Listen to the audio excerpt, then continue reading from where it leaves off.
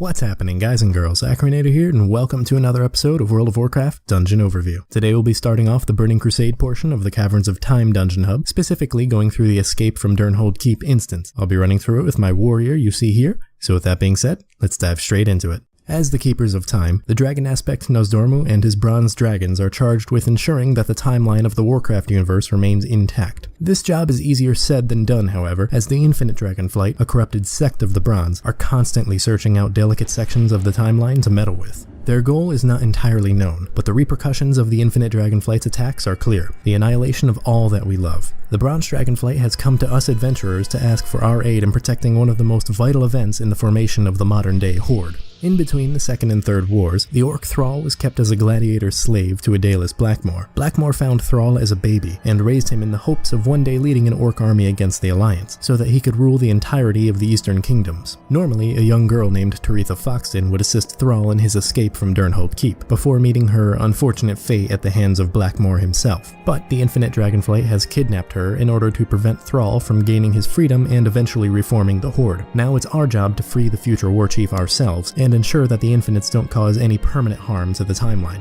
Escape from Durnholde Keep is a level 63 to 73 dungeon with a level 70 heroic mode found within the Caverns of Time dungeon hub, which is located in eastern Tanaris. The entrance to this one is actually quite easy to find. You'll see a ton of bronze dragons throughout the dungeon hub. Despite the large amount of instances in this one hub, it shouldn't be too hard to find exactly which one you're looking for. The Caverns of Time has an updated map when you enter the main concourse that lays out exactly which portal is to which instance. In this case, Durnholde's entrance is directly opposite from where you entered the portal hub. I know the dungeon area itself is very large, and it can be confusing as to where you're supposed to go. I'll have a few sections throughout this episode pointing out such information. When you make it out of the cave and see the world outside, you can talk to the Brazen NPC to get a direct flight to where you need to be, although I will say that it's faster to walk if you know where you're going. So it's really up to you and your prior knowledge on this one. Before you talk to Brazen though, make sure you talk to Erosian, who's standing right next to the former. Erosian will provide you with a small pack of incendiary bombs that you'll need to summon the first boss.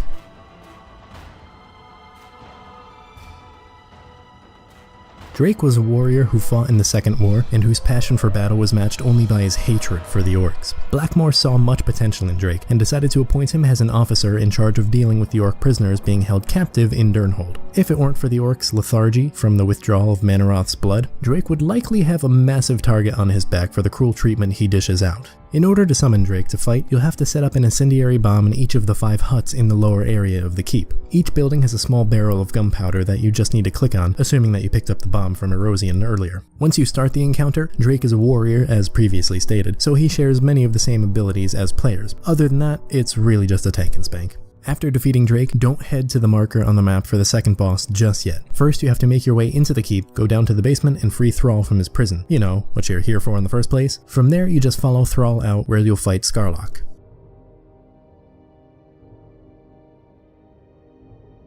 Scarlock was a paladin who quickly rose through the ranks of Durnholde's forces alongside his friend Prince Aladin Perenhold of Alterac. As Aladin left to deal with his kingdom after his father Aiden was stripped of his title, Scarlock remained behind to eventually become Blackmoor's right-hand man. Scarlock will start fighting Thrall immediately after his dialogue stops, giving you little time to prepare if you didn't know it was coming. The boss is accompanied by 2 other NPCs that will assist him throughout the fight, both of which should be taken care of as quickly as possible. The Durnholde Warden should be killed first, as this one is a priest that can heal her allies, while the Durnholde Veteran is a rogue that's considerably less annoying to deal with. After the adds are down, Scarlock should be relatively simple by himself. After downing Scarlock, be sure to talk to Thrall again. I can't tell you how many times I've been in groups that have rushed off to the final boss without doing this, only to have to run back and grab him anyways. Thrall will lead you to a small farmstead just outside of Terran Mill, where you'll have to talk to him again. Thrall will then go inside the barn, which will eventually cause guards to spawn outside its entrance. You don't have to follow Thrall into the barn, and it's in fact more convenient if you wait outside. It's just easier to intercept the guards as they spawn that way.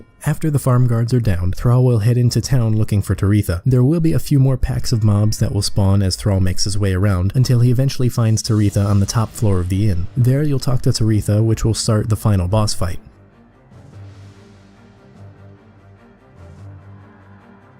The Epoch Hunter is an assassin of the Infinite Dragonflight who's been tasked with killing Thrall before he can manage to reform the Horde as he does in the normal timeline. It's unknown who the Epoch Hunter was as a bronze, but it doesn't matter now, since he needs to go either way. After talking to Taretha, run outside to intercept the boss. The Infinite Drake will be hovering above the town. Before the true fight starts, the Epoch Hunter will summon a few waves of trash mobs to deal with. Just take them out as you normally would, and the final fight will start shortly after. As for the fight itself, there's not much to it. Honestly, after all that hidden dialogue you had to go through, you deserve a break at this point. Well, I hope you all enjoyed this episode, and if you did, feel free to give it a thumbs up. If you want to see more like it, maybe even subscribe. Links for my social media and whatnot are in the description below, and as for the comment question, do you think the Horde could have reformed without Thrall breaking free? I know Orgrim Doomhammer and Grom Hellscream were constantly trying to rekindle the spark of life in their people, but Thrall was the only one who ever seemed to make a difference in the Orcs' motivation. Anyways, that's all the time I've got for today, so until next time, don't die.